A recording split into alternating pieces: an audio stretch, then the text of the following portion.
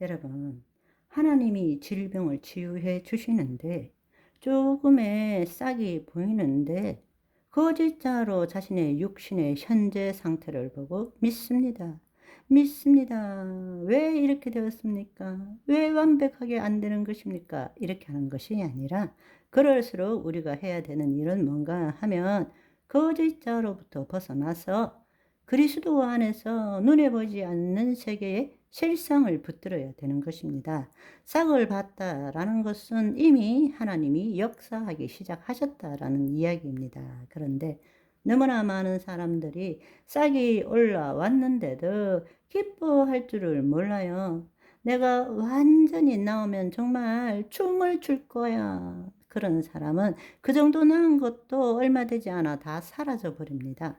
올바른 믿음이 없으니까.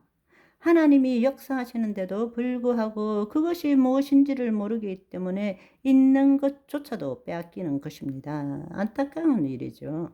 여러분이 지금 뭔가 완벽하지 않더라도 그 일이 싹이 보인다면 기뻐해야 될 일인 것입니다. 몸이 조금 어제보다 오늘이 나아지면 우와, 하나님께서 드디어 시작하셨구나, 할렐루야, 이걸 붙들어야 되는 것입니다. 실체를 붙들고 주여 50%인데 70% 되게 해주세요, 이렇게 하는 것이 아니라는 이야기입니다. 그럴수록 자기를 부인하고 그리스도 안에 들어가서 눈에 보이지 않는 세계에 있는 실상을 온전하게 이루어진 것을 믿음으로 붙들어야 된다는 이야기입니다. 우리가 어제 그저께 봤던 마태복음 13장 겨자씨의 비유와 마가복음 4장의 씨를 땅에 뿌림의 비유의 결론은 무엇입니까?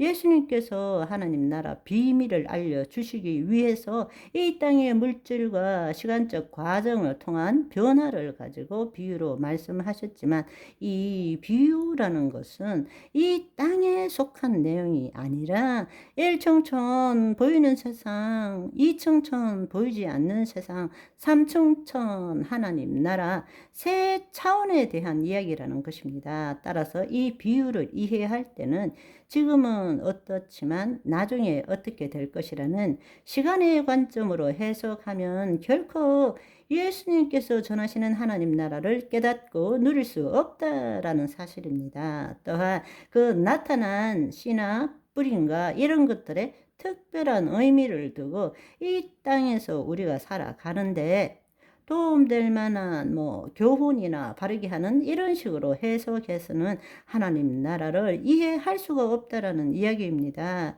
그런데 오늘날 하나님 나라 비유를 해석한 것을 보면 안타깝기 그지 없습니다. 성경에 이곳 저곳에서 끼워 맞춰 가지고 자기 방식대로 해석하는 거예요. 있을 수 없는 이야기입니다. 나라가 임하옵시고 뜻이 하늘에서 이룬같이 땅에서 이루어지이다. 여러분, 이 말씀 속에 다 들어있잖아요. 나라가 임하옵시고 우리에게 하나님의 통치가 임하면 뜻이 하늘에서 이루어진 것 같이, 보이지 않는 세계에서 이루어진 것 같이 보이는 세계에서 땅에서 이루어진다는 이야기를 지금 우리에게 전해주고 있지 않습니까? 차원에 대한, 사실은 우리가 이것을 알 수 있는 것이 바로 양자물리학이라는 그 설명을 통해서 하나님의 신성과 능력을 조금이라도 볼 수 있기 때문에 이해가 되는 것입니다. 양자 물리학이 발견된 것이 대단한 일일 것 같지만 이미 2000년 전에 예수님이 다 말씀하시고 계시는 거예요. 또 한 가지 중요한 사실은 양자 물리학에 있어서 비국소성, non-locality라는 개념이 있습니다. 이것을 설명하자면 우리가 이 비유를 통해서 비국소성의 핵심인 양자 얽힘을 통한 비국소성의 의미가 무엇인지를 알 수 있습니다.